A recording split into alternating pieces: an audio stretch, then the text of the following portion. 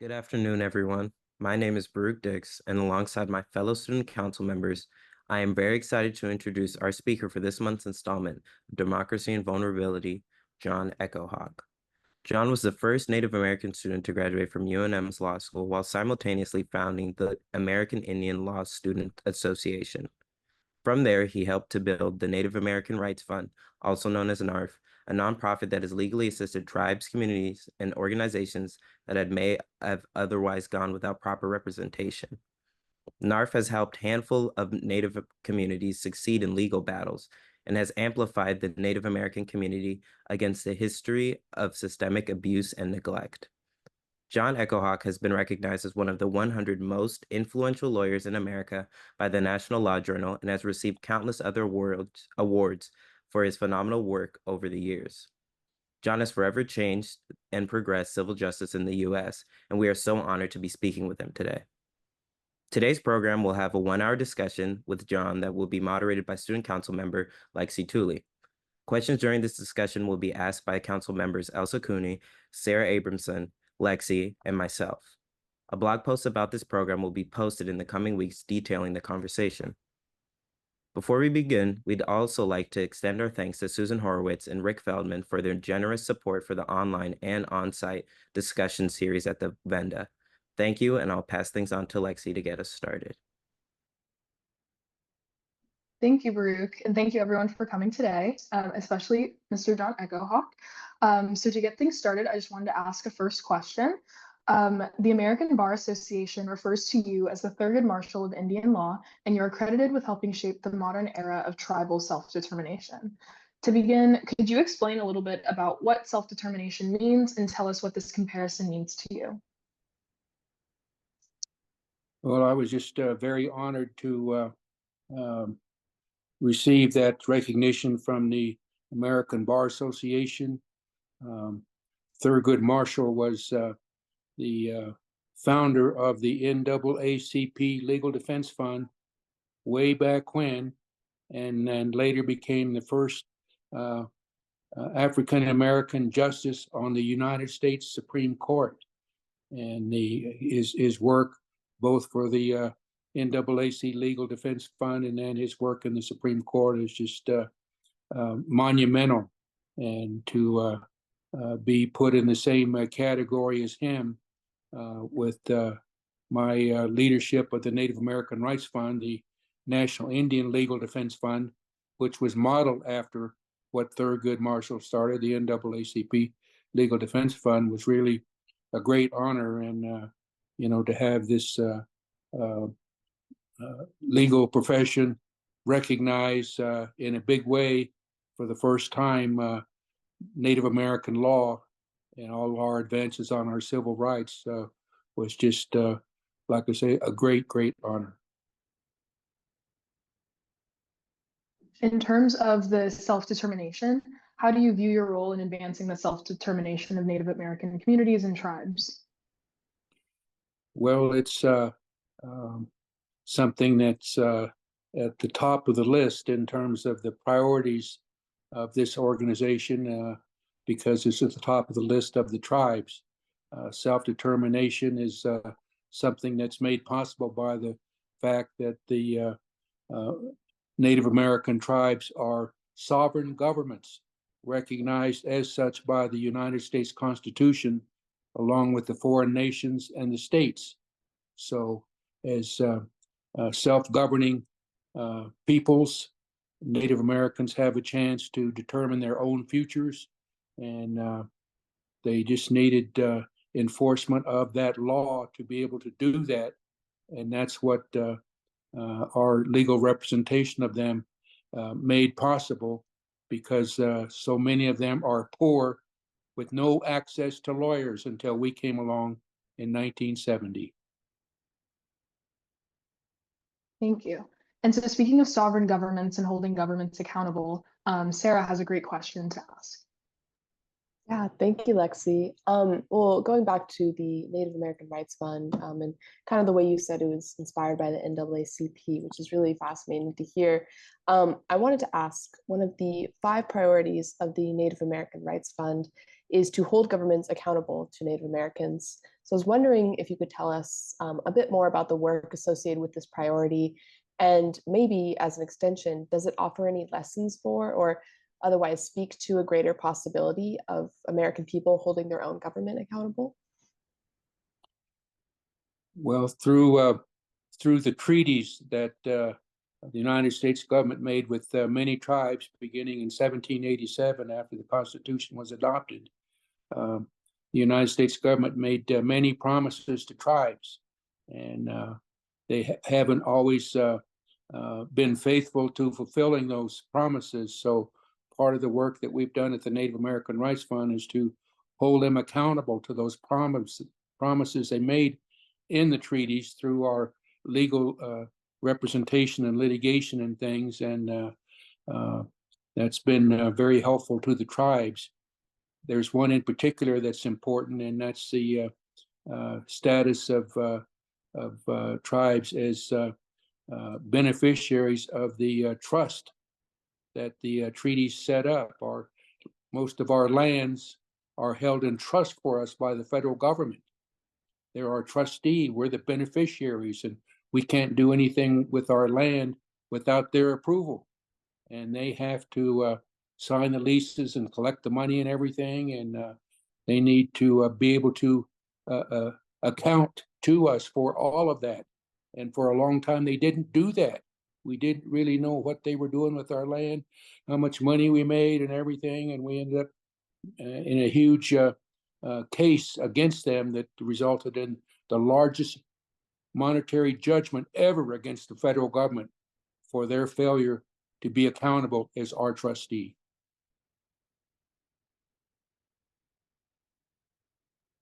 And just expanding on some of those top priorities, I also had a question about another. Yeah, so I had a question about the 5th priority of NARF, which is to develop Indian law and educate the public about Indian rights, laws, and issues. What does this education look like in practice? And in your opinion and in your experience, what have you seen as the most effective way to educate the public, specifically the Native American public, about these issues? Well, as tribes have been able to utilize their power of self-government and exercise their self-determination, a lot of positive things have happened. But most people really don't know anything about it. We have found that most Americans don't know anything about federal Indian law and policy. And this is something that tribal leaders face all the time. So together with them, we have to take advantage of every opportunity we can to go out and educate the public about federal Indian law and policy and history, because again, most people don't know anything about it. We all try to get this history and the laws and policies that are present today into civic education in the schools, into Indian studies programs in the colleges, and federal Indian law courses in the law schools. We made a lot of progress, but we still have a long way to go, because still most people don't know much about us, and this includes presidents and senators and House of Representatives members. It includes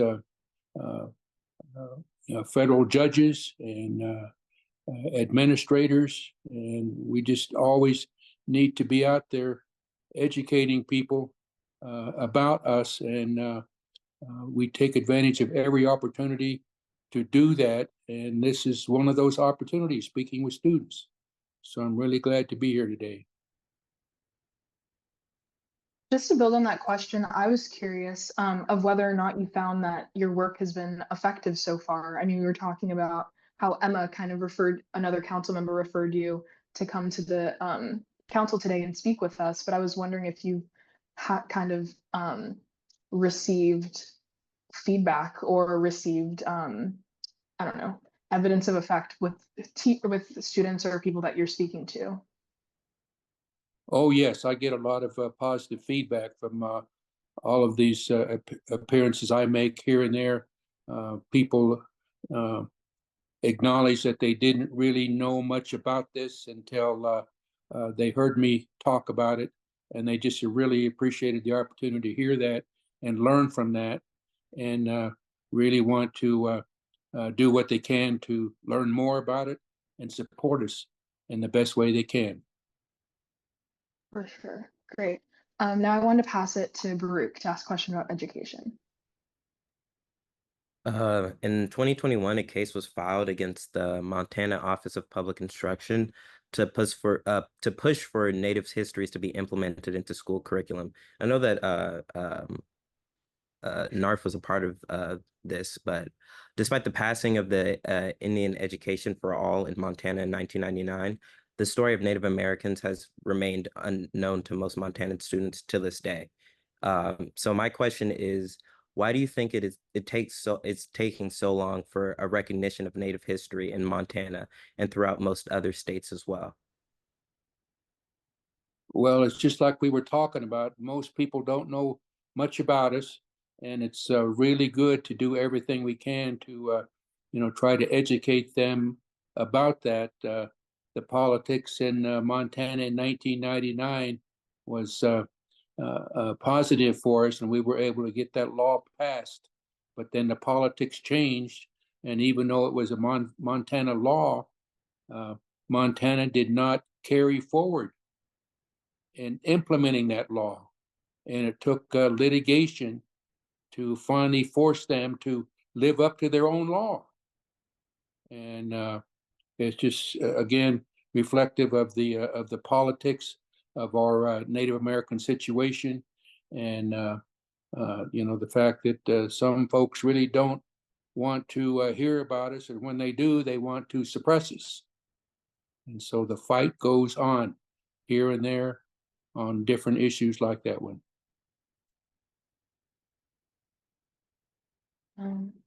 In your interview with CPR News, you mentioned that during law school, you realized many tribal leaders were unaware of the legal rights guaranteed by treaties that had often been undermined.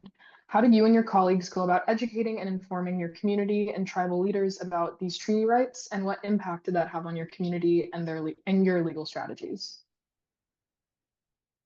Well, back in the 60s, when I was going to law school, the federal Indian policy at that time was one of terminating tribes and forcing the assimilation of our people into the cities. They had relocation programs, shipping Indians from the reservations into the cities. They were doing away with tribal governments through these termination acts. They just did not want to enforce the law, which of course is the treaties that I talked about. They didn't support those. They didn't support the right of Indian people to self-determination, and that was the situation that our tribes were faced with in the 50s and into the 60s. And when we came along in 1970 and started advocating for Indian rights, most of these tribal leaders, because they had been in this really bad political situation, had not really heard about all the rights that we really had that were being suppressed. And so we started educating them about that at every possible tribal meeting we could go to, and filing cases supporting these rights. And as we started to win these cases, the tribal leader said, "Come up and tell us some more about this. How did this happen? What's this law?" And so away we went, educating them about that. And it just really changed everything and helped to change the federal Indian policy at that time, eliminating termination and assimilation, and adopting self-determination and recognition of tribal sovereignty in the treaties. Do you find that people reach out to you through the NARF network for help when they see all of the work that you've done from other states that may still have these oppressive laws in place?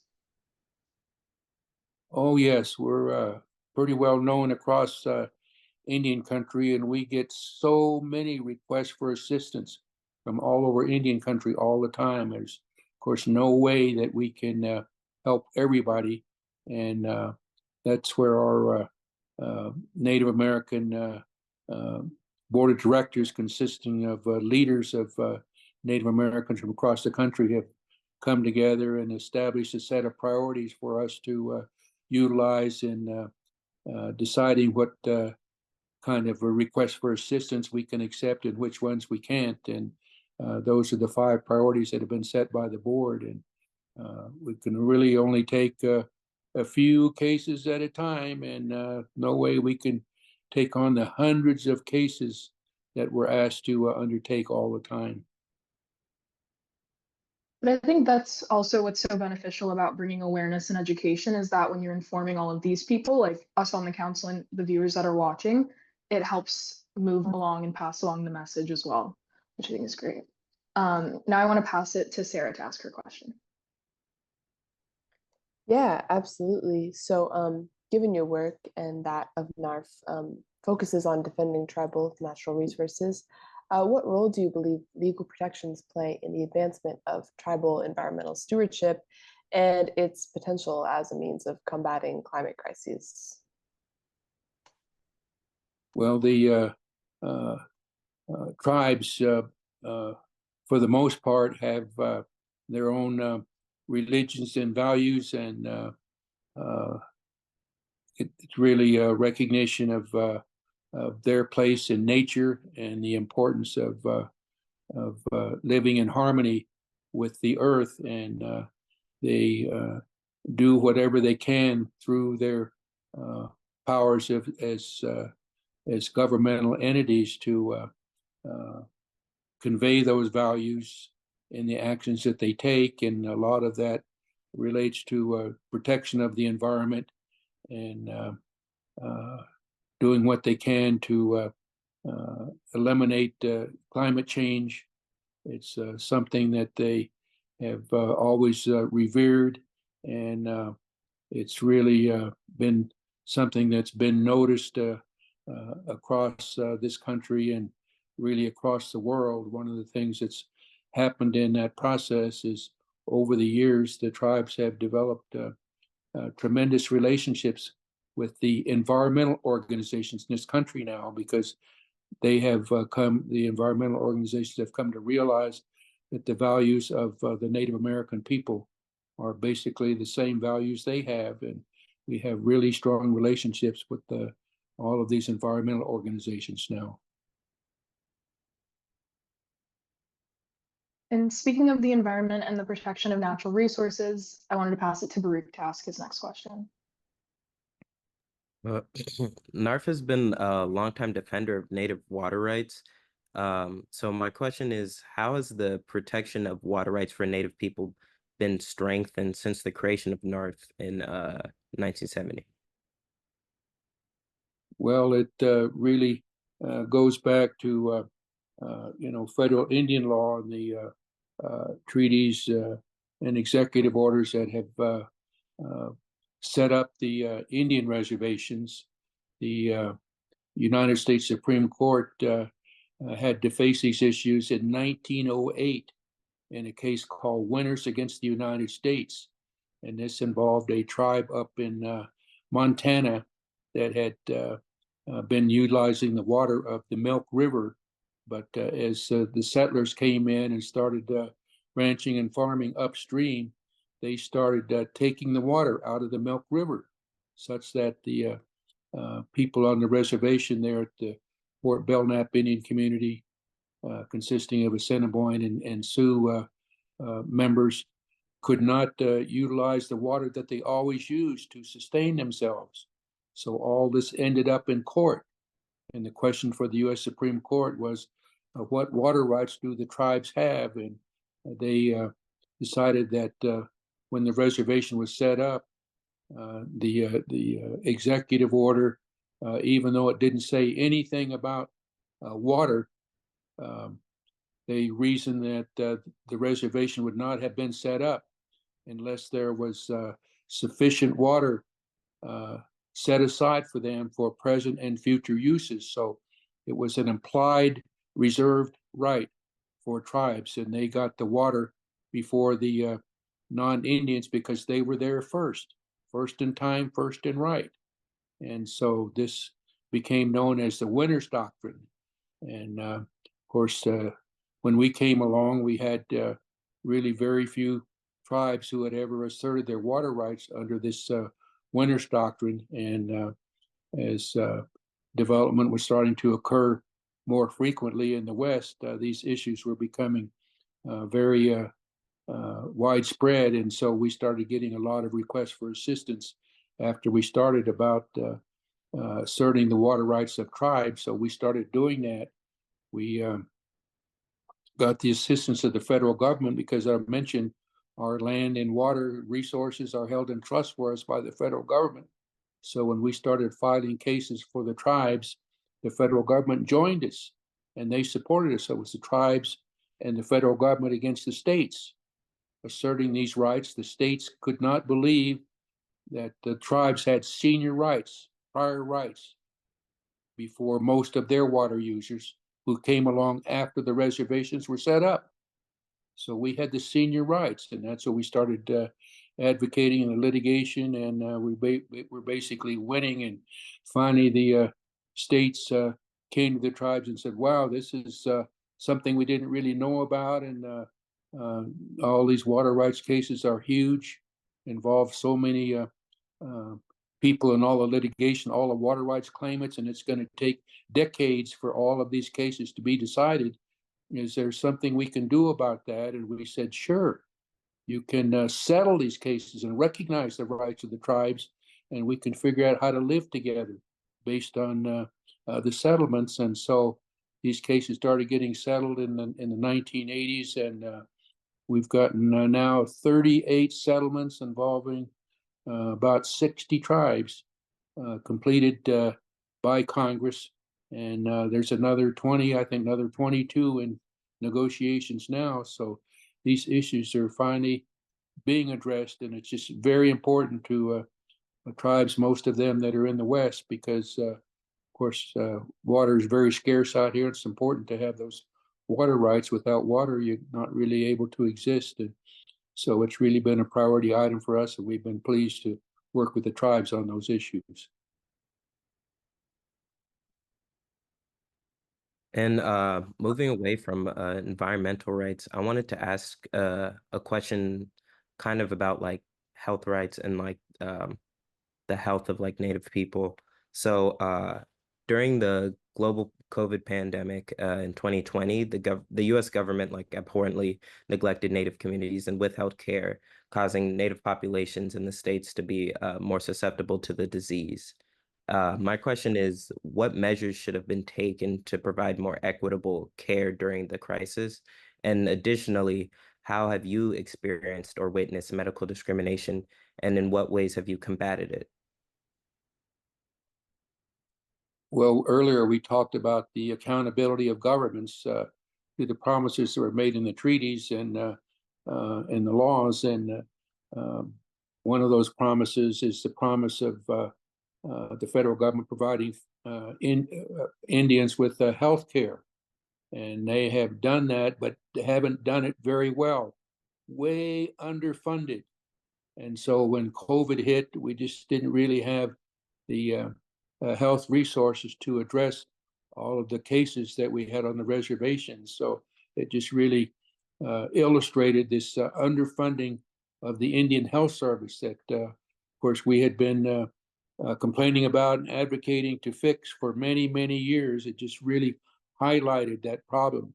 In addition to that, one of the major causes of COVID on the reservations was the lack of water on the reservations. A lot of the homes on reservations don't really have plumbing and access to water. And it gets back to this water rights issue we were talking about earlier, plus the lack of funding that the federal government has provided tribes for water infrastructure and things. And as a result of that, in recent years, the federal government has increased substantially funding for clean water for tribes, and that's really helped and is starting to be implemented now, but we still have a long way to go. But the COVID crisis really kind of illustrated the lack of federal support on these important issues of health and water, and has really helped to improve that, but we still got a long way to go.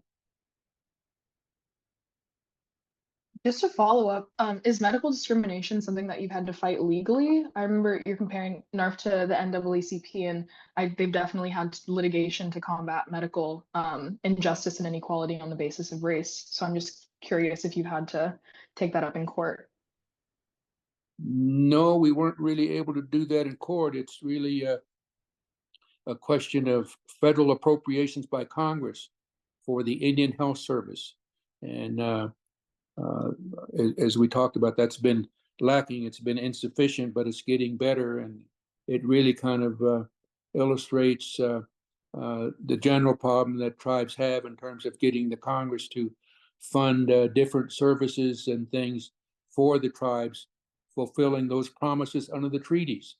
These budget issues are always very, very difficult for tribes, but they keep trying to get the federal government to live up to the promises that they made and to hold them accountable to fulfill those promises through federal appropriations. But that budget process and the politicking up there on that is always very difficult, but we never give up, and we keep trying, and we're gradually making progress, improving things. Also, I'm curious about the geographical distance of reserves and like precincts or hospitals and even banks. Do you find that that's something that is a large issue in these communities? Yes, some of the reservations are rather remote and have problems accessing these other resources faster than other people. So yeah, we have to fight those issues all the time. And one of them right now we're involved in is trying to get their voting rights fixed, and we've got not enough voting places on reservations, and they have to travel great distances off the reservation to go vote. And they should have these polling places on the reservations, and it's a never-ending battle to try to fight these problems we have, being remote as we are on some of the reservations. Thank you. Now I'm passed to Elsa to ask her next question. Yeah, so a pretty common practice at universities and other institutes of higher learning is that before starting a lecture or a class, a lot of professors would do a common land acknowledgement. Like UCLA acknowledges the Tonga peoples as the traditional caretakers of this land and pay our respects to our ancestors and elders. What are your thoughts on this practice of contemporary academic institutions formally acknowledging the space in which they reside and work in? Do you see it as a positive change, or is it just kind of virtue signaling to avoid doing some or like making any serious legal changes? Oh, I think it's a great development. It's something that's happened over the years as more people have finally become aware of Native Americans and our issues and things, and recognizing that we're still here, and then delving into the history and everything of our peoples and the relationships with the federal government. And now it's these acknowledgments are really widespread recognition of the fact that all of this land used to be indigenous lands, all of it. And so it's all former indigenous lands except for what we have now on the reservations.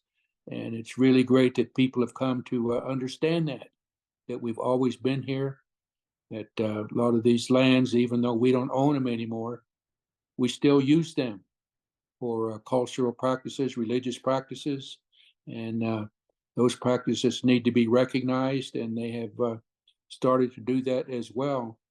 We had a big case down in southeastern Utah involving the efforts by the tribes down there that used to occupy those lands that are now governed by the Bureau of Land Management and the U.S. Forest Service to get them to better protect the continuing use of those lands by those tribes for cultural and religious reasons. And of course, we've got burial grounds and everything out there still, and we still utilize those areas to gather some of our traditional foods and things.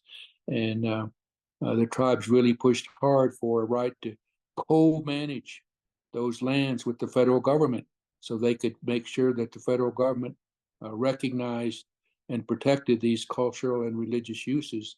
And that went through with the Bears Ears National Monument that recognized co-management between the federal government and the tribal governments on those lands. And that concept has really taken off and educated everybody across the country about the fact that all of these lands used to be our lands. We still use a lot of them, and we need to be involved in the co-management. And as a result of that, the federal government now has a policy where all of these federal lands can be co-managed by tribes who still utilize those lands so their cultural and religious uses can be protected. And it's been a great development. Thank you so much for that answer. And then just a follow-up question about more looking forward. How do you see the relationship between the U.S. government and Native American tribes evolving in the future, in both a legal and also a social and political sense? Well, we've made a lot of gains since 1970 when the Native American Rights Fund was started and the federal Indian policy changed from termination and assimilation to one of recognition of tribal sovereignty and Indian self-determination. And that policy is now continued for 54 years. But of course, during that time, we've had, some ups and downs, some difficulties along the way. Some administrations, some Congresses, some Supreme Courts have been better on these issues than others. But we always need to be involved in the politics that lead to the election of administrations, election of senators and congressmen, and the Supreme Court appointees. We just are always involved in that. The politics is always kind of up in the air. We need to be involved in that, and we're just really susceptible to whatever those elected leaders do on our issues. So we're really very involved in the election process to make sure our people have access to the polls so we can vote and support people who support us, and encourage other Americans to do the same. And it's just a constant process of politics. And again, some administrations, some Congresses are better, and Supreme Courts are better than others. And we're always involved in that process, trying to make sure we have the best people in there that would recognize our rights. And it's an ongoing, continuing process, something we've been involved in terms of our tribal relationship with the, United States and the foreign nations before that, beginning in 1492. And I always tell all of our younger Native Americans that they better get ready, because all of the generation of our Native American people have had to deal with these issues relating to contact with the government, and we always have to be there to educate them about our rights and to make sure that they're respected. Kind of along those same lines of politics in America's complex political institutions, I want to pass it to Baruch to ask the next question. Do you ever get disillusioned with or dejected about our democratic system?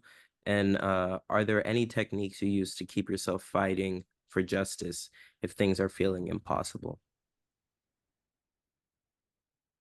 Well, we're there to, protect the rights of our Native American people, and again, kind of depending on the politics of the situation, just like I mentioned, in the courts, in the Congress, with the administration, it's more difficult sometimes than others, but we just have to continue pressing ahead as best we can, and hope for the best. It's a never-ending fight, and we're there for our people, and hope for the best, and hope that other people in this country will come to understand our issues and support us as we move forward. That support is important.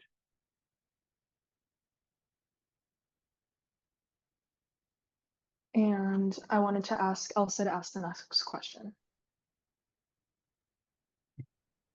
So I was curious about, be effectively enacting change, and if you think it's more crucial that Native Americans and other individuals that are a part of marginalized groups produce their own lawyers and politicians and advocates, or if you think it's more effective to get advocates who are maybe part of those majority groups to care about causes like that. I guess, in other words, do you think the identity of being a Native American lawyer or politician themselves brings something crucial to what they can accomplish? So I guess partially, what does it mean to be a Native American lawyer, and also how effective is being a member of a marginalized group in a bigger legal system, as opposed to being a part of that bigger legal system and enacting change? And if that was a confusing way to word it, just let me know.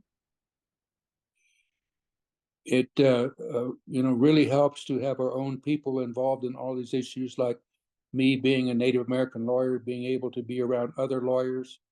And help. It really gives us the opportunity to educate them about us, and hope they come to learn that and support that. We started off this session talking about that recognition I got from the American Bar Association on that Thurgood Marshall Award. That's a perfect example of what can happen when we get out there and get involved with the larger society.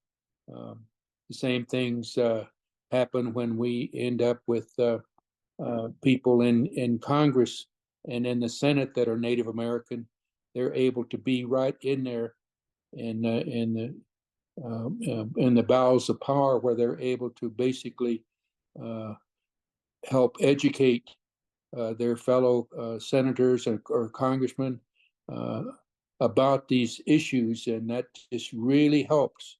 And I think that's the way all minorities feel when we're part of the process. While we're in there working with them, they can learn from us, become educated on our issues. So it's really good to be part of that process. And the more of our people we have involved in that, I think the better off we do, because again, it gives us a chance to educate them about that and to get them to better understand the issues that we face and we're trying to fix.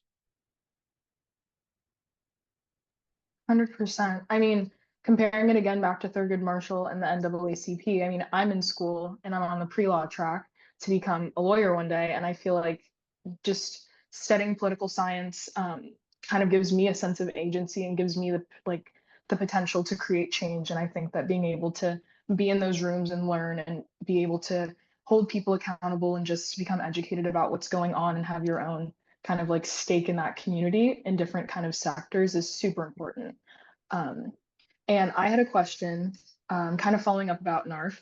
And so despite all of the progress that NARF has made, what do you see as the most pressing legal and civil rights challenges that Native American communities continue to face today?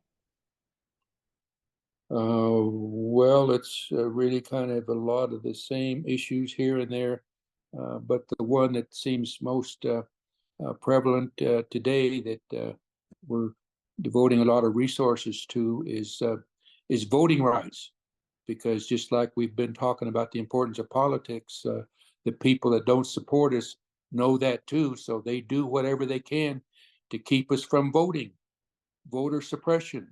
So they pass laws here and there to try to suppress the native vote.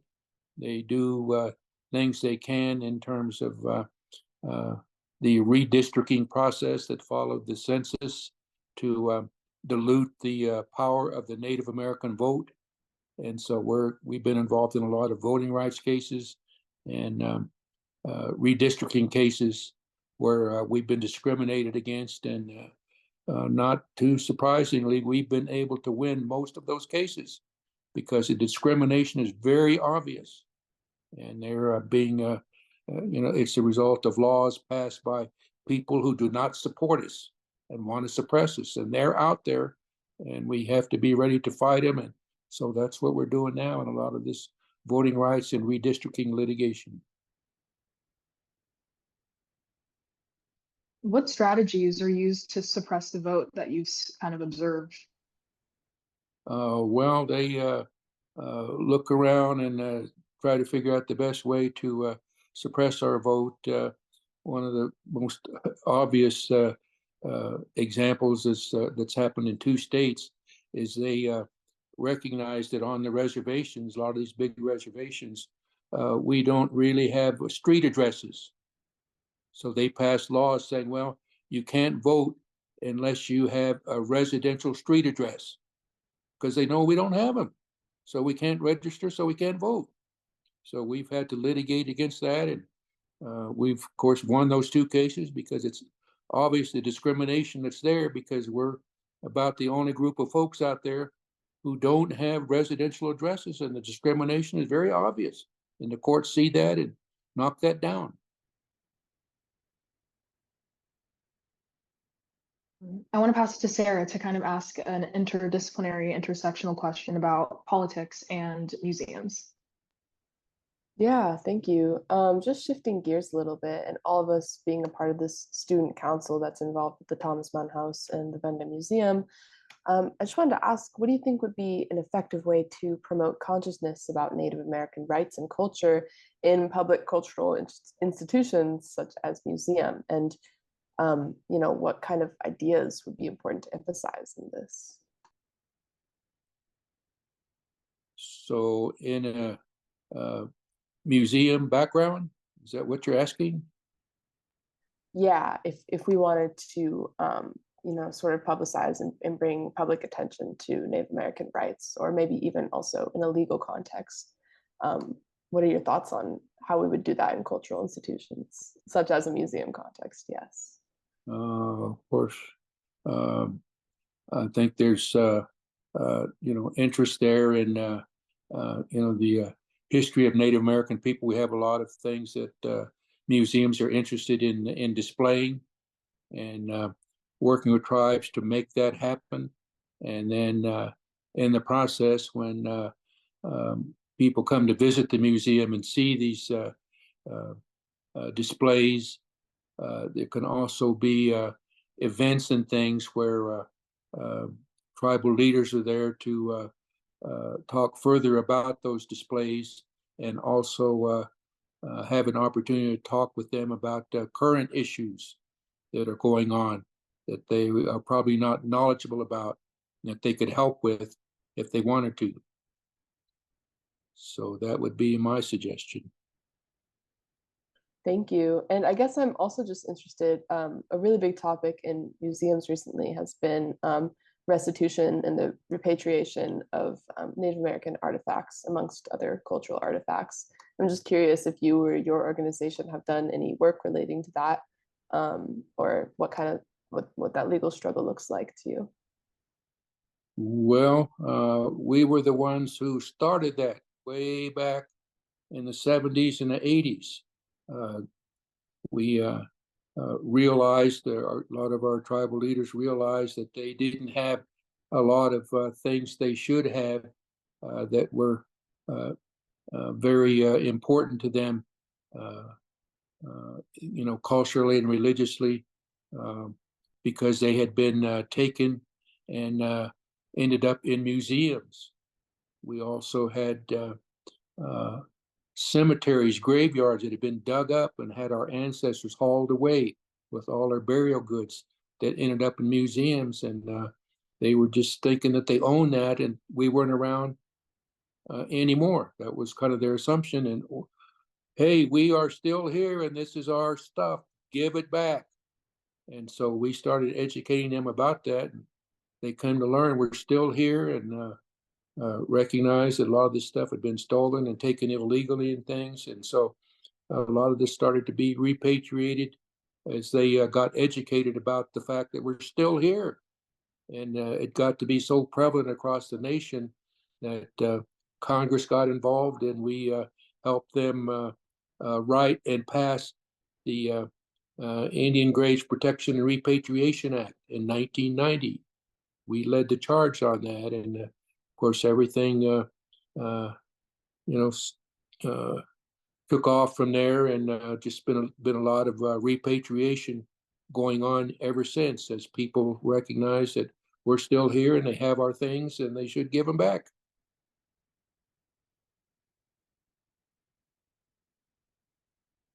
Thank you. And I want to pass it to Baruch to ask the next question. So I'm curious about your personal background. You were the first graduate of the University of New Mexico's program to train Indian lawyers, which I'm assuming was the first of its kind or one of the first. And my question is, did you always know that you wanted to be a lawyer? And did you have any role models growing up or of people in that field or similar fields that made it seem possible? Also, did you have any family members that were activists or involved politically at all? Well, my Pawnee nation is located in Oklahoma, but I was born and raised in New Mexico. My father had lost his parents when he was a young man and went out to live with his uncle who lived in New Mexico because he had TB and needed that warm, dry climate. It's not warm and dry in Oklahoma. So that's where my dad met my mom there in New Mexico, and they got married and started a family. And I was the third of 6 children that they had raised there in New Mexico. I was raised in the Four Corners area in Farmington, New Mexico, and went to public schools. And our parents really emphasized education. They didn't have college degrees. They wanted all us to get college degrees. They made us do our homework. And so I did my homework and did well. And I did so well that I was in the Honor Society. I was also elected the president of the student body in my high school. And some of my teachers said, wow, you have a really good future if you would think about being a lawyer. And I said, oh, okay, well, I'll think about that. So I started college at the University of New Mexico, studying political science with an intention of going on to law school. When I got ready to apply to law school, I sent my application in, went over to the law school to check on scholarship information because I had a national merit scholarship to go to college.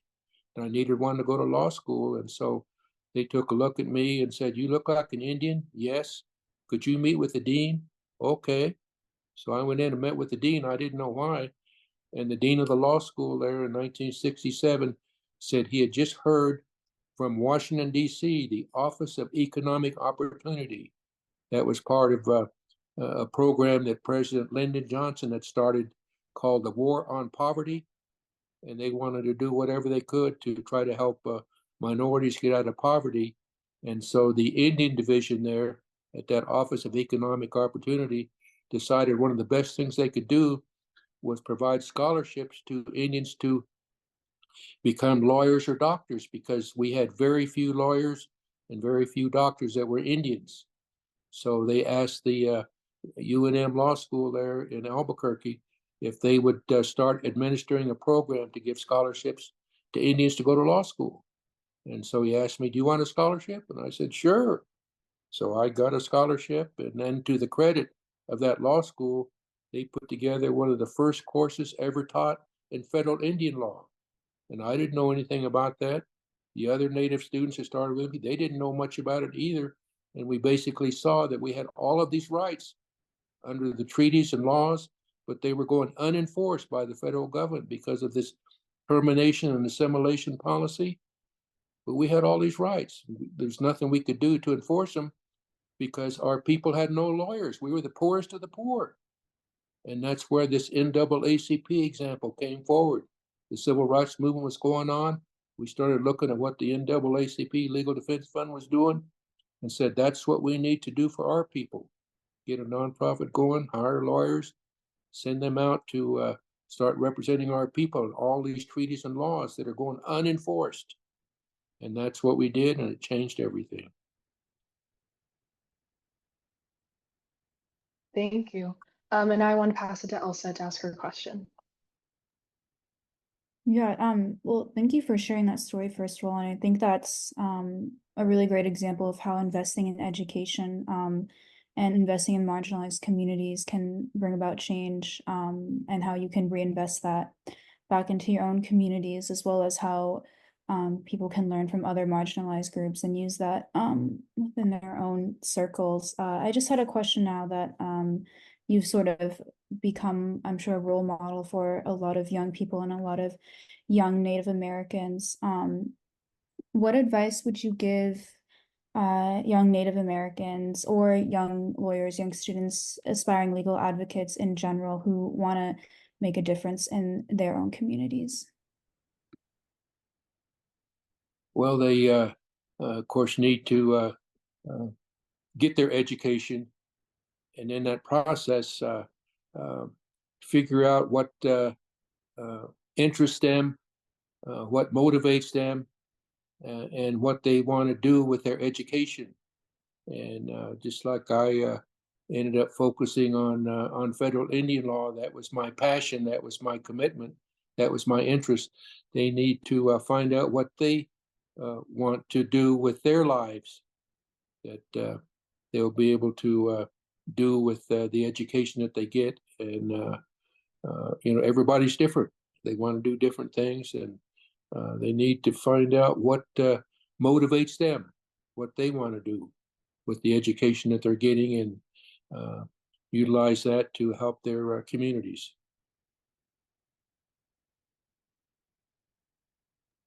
Perfect. And along those same lines, I want to pass it to Sarah to ask one of our final questions. Yeah, well, just as we're wrapping up, sort of a big question for you. You've talked about a lot of different individual cases that you've worked on, but I'm wondering if you have one in mind, maybe that you are most proud of your work on, a specific case. Oh, there's so many. I just really tend to respond to that question by thinking about our tribal communities today and what's most important to them. And of course, it's really kind of our well-being and our economies. And the biggest economic driver across Indian country with the tribes these days is gaming, Indian gaming. And that's the result of a United States Supreme Court case in 1987, where the Supreme Court determined that, well, tribes are governments. They can make their own laws. They're not restricted by state laws that are against gaming. If tribes want to do gaming, they can pass gaming laws and do gaming.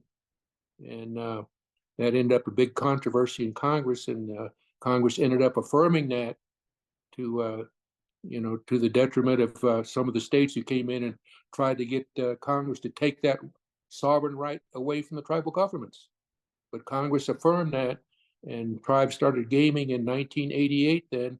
And like I said, it's kind of gradually grown in to the biggest economic driver across Indian country.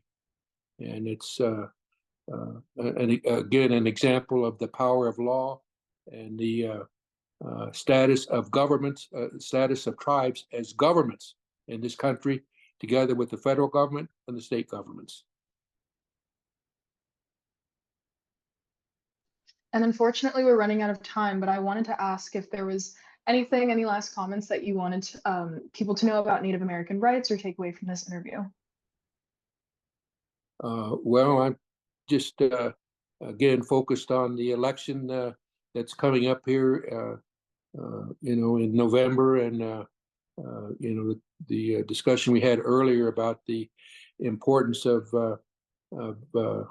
you know, the federal government in terms of protecting tribal sovereignty and Native American rights, and that comes down to who's elected, to go to the White House, who's elected to go to Congress, who's elected to go to the Senate, who gets to appoint the judges in the Supreme Court and the federal courts, and the politics is just really very important, and we just really need to support people who support us as Native Americans, and that's really the most important issue. It's always been the most important issue, and we're just really focused on that, and appreciate all the support that we can get in that regard. Well, thank you so much for coming and speaking with us today, and thank you to the rest of my student council members. All viewers, please stay tuned for more details about our next program on October 26th, and that is the end of our session today. Thank you. Thank you. Thanks for inviting me.